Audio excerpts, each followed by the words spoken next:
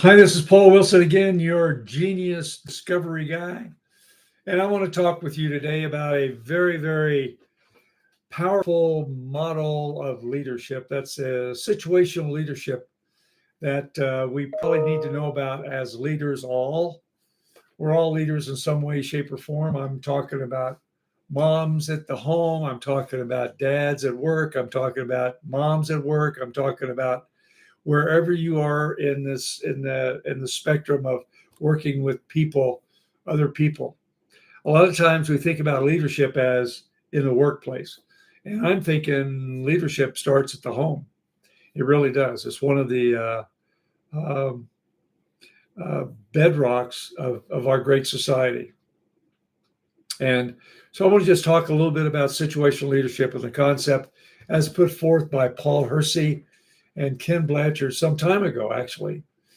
And they actually said that there is no one style of leadership that is best. And in fact, depending upon the situation, situational leadership, you're going to use a different form of leadership throughout. There are some people that think I'm thinking about maybe Attila the Hun. He probably had one leadership style, and that was the law of the hammer. If it doesn't fit, get a bigger hammer. That's not what we're talking about here. We're talking about leadership styles that deal with the task and also the people dealing with the task. So, depending upon your orientation, there's the task part and there's the relationship part, the people doing the work.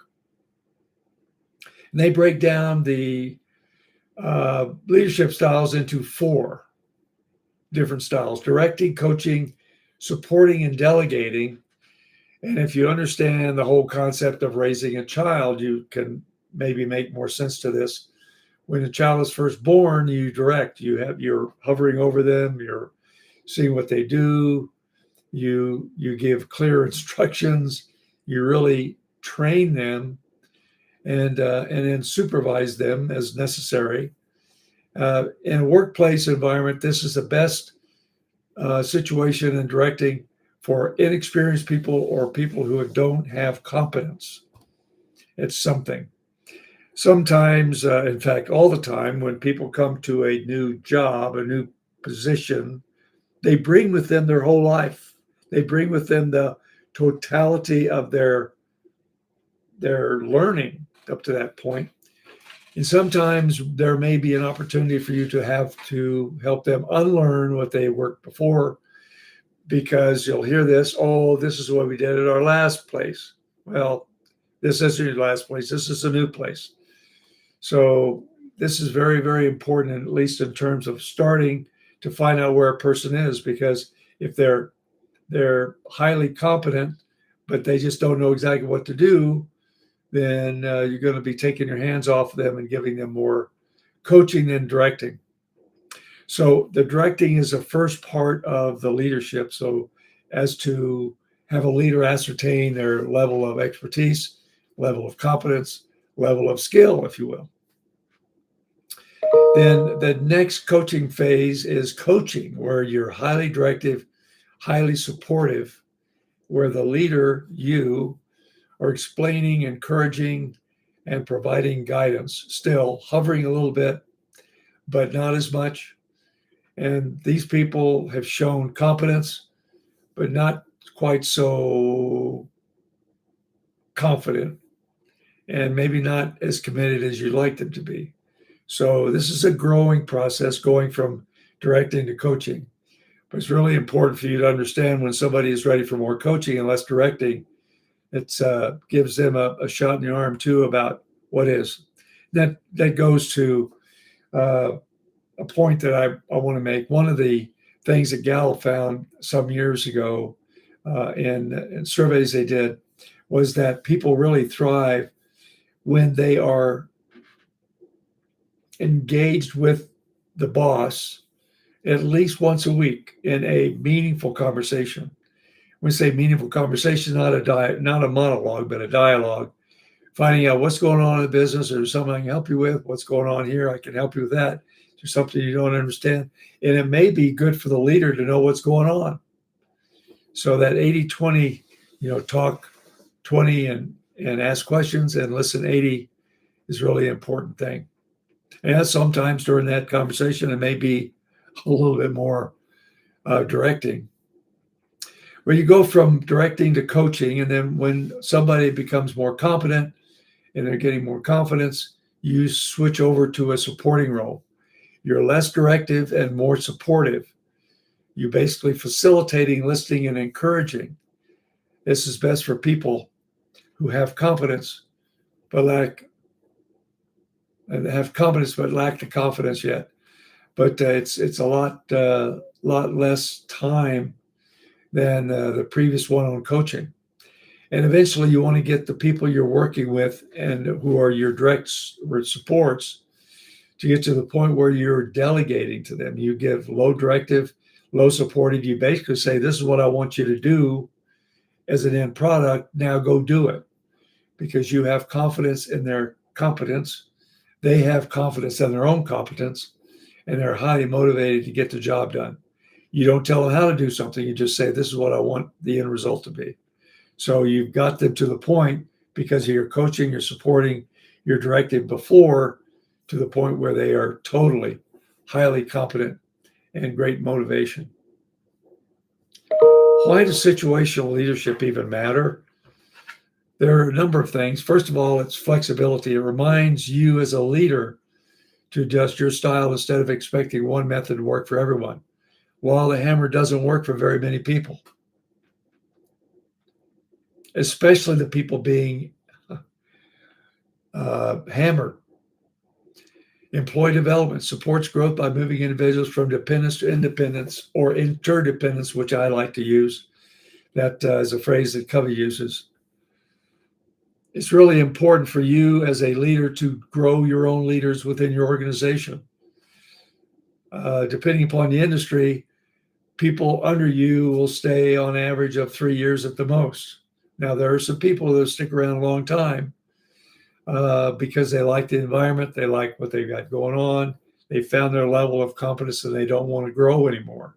And I don't mean grow into the job, but maybe the job they have may grow itself. So people move because they have to. They move because the company changes or they change.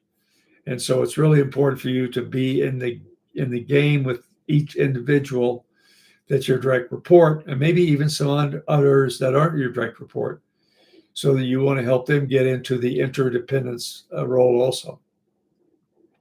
And finally, performance improvement. When you figure out the thing about the thing of the thing, when you figure out the situation of going on, is it the specific task and the specific person, the relationships you develop with that person. Once you get the idea that you need to do more in this task for this relationship right now because it's new for both of you, and less on this other project that they have, it helps you maximize productivity by balancing support and direction, and it helps you not to have to hover over everybody that you got as a leader. The bottom line is that situational leadership is about meeting people where they are, matching your leadership styles to their readiness level so that they can grow, perform, and succeed. And so you don't have as much heartburn, so that you don't have as many sleepless nights as you would have if you having to micromanage everybody. You want to get away from the micromanaging because you got your job to do and you don't want to do their job as well. That's about situational leadership. I hope this makes sense for you. It's a great book. It's a great concept, and it's something that I think leaders at all levels need to understand, because leaders at all levels are also being led by someone else. So you need to understand where you are of the people of subordinates and where you are and the people that are above you in the chain of command, if you will. It'll help you understand a bigger picture. Once you understand the bigger picture, the little teeny tiny pictures seem to fall into place a lot easier. Well, that's my story. I'm sticking to it. I hope you've enjoyed this little thing. If you'd like to know more about leadership, I'd be happy to talk with you about that. If you'd like to know more about the genius discovery I'd like to tell you. I'd really like to talk to you about that. A little later today, I'm actually going to be in a leadership workshop where we help people understand their own personal genius, I like to call it, their own why operating system, and the why operating system is those around them. And one of the things we talk about is the platinum rule. You're familiar with the golden rule, no doubt. A lot of people realize that Jesus talked about the golden rule: do unto others as you would have them do unto you. Well, what if they don't want to have done unto them what you want done unto you? So we talk about the platinum rule being a new order that basically means that you want to do unto others as they would like to have done unto them. What a concept, huh? It's basically their language. How would you like me to talk with you? And especially in the context of real estate, which I've been in for 28 years. How would you like for me to talk with you, Mr. and Mrs. Buyer, Mr. and Mrs. Seller? You want me to call you? You want me to text you? You want me to FaceTime you? How do you want me to communicate with you? How do people want to be communicated with? I like several styles. I'm not comfortable with others, but if somebody wants to communicate in that language, I can do that. So just understanding what other people want and speaking to them in their language is a huge step forward in the relationship development. So we can talk about that at some juncture if you like. My email address is paul@wilsonabq.com.